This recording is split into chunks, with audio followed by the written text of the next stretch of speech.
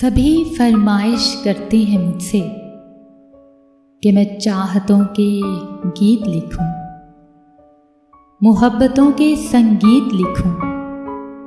سبھی کہتے ہیں مجھے کہ چھوڑ دوں میں جدائیوں کے عذاب لکھنا، بے وفاؤں کا حساب رکھنا۔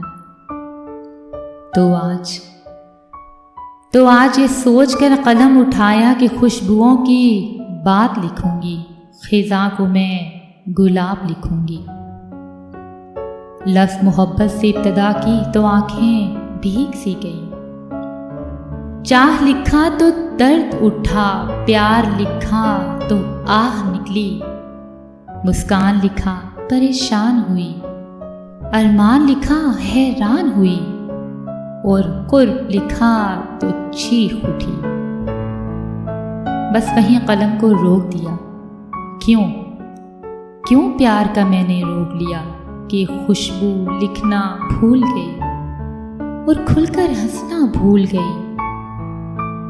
اب درد ہی میرا ساتھی ہے، مجھے اس کی باتیں لکھنے دو، نام اس کے ساتھ کے تانے دو، خوشیوں کے دیس بھی جاؤں گی، ابھی اس کے ناز اٹھانے دو۔